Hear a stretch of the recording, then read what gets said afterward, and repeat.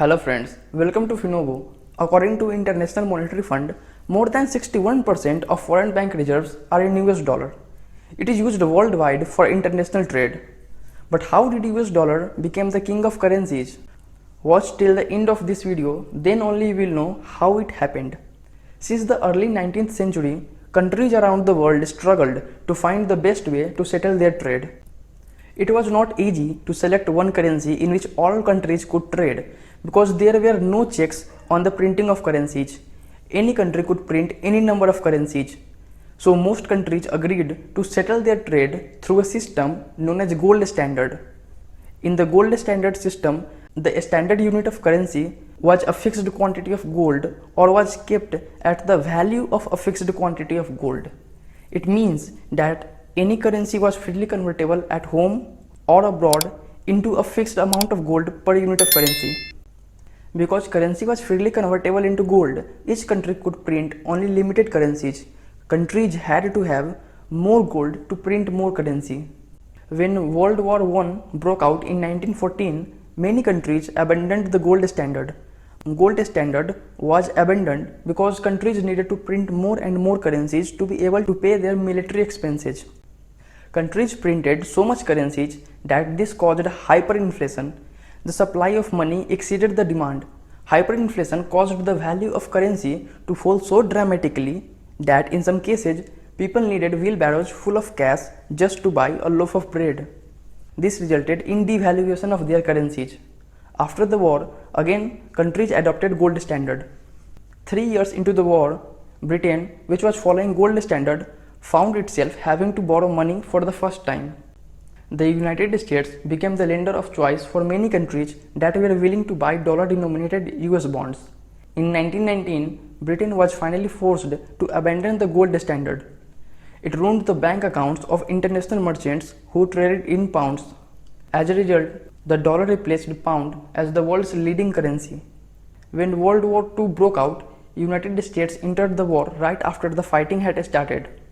Before it entered the war, United States was supplying weapons, supplies and other goods to its allies.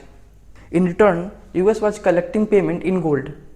Because United States collected much of its payment in gold, by the end of the war, United States owned almost 3/4 of the world's gold.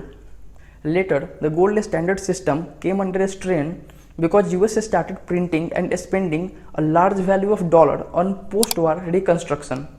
When countries holding these dollars went for exchange with gold, the US gold reserve started vanishing.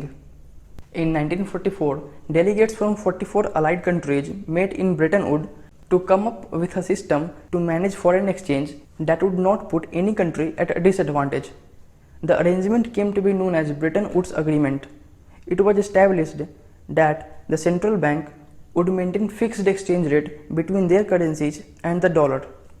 As a result of the agreement, the US dollar was officially crowned the world's reserve currency. It was backed by the world's largest gold reserves. Now, instead of gold reserves, countries started accumulating reserves of US dollars. Because countries needed a place to store their dollars, countries then began buying US Treasury securities which they considered to be a safe store of money. The demand for Treasury securities and the deficit spending needed to finance the Vietnam War caused the United States to flood the market with paper money. With growing concerns over the stability of the dollar, countries began to convert their dollar holdings into gold. The demand for gold was such that President Richard Nixon was forced to intervene and delink the gold from dollar. It led to floating exchange rate that exists today. Although there have been periods of stagflation, the US dollar has remained the world's reserve currency.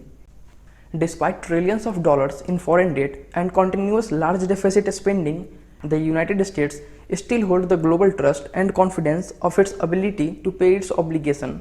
For this reason, the US dollar has remained the strongest world currency. It may continue to be the top global currency in the years to come. But hey, what if dollar collapses? Probably this seems like a topic for another video of Finnobo. I hope you liked this video. Don't forget to subscribe Finnobo for amazing new videos. See you in the next one.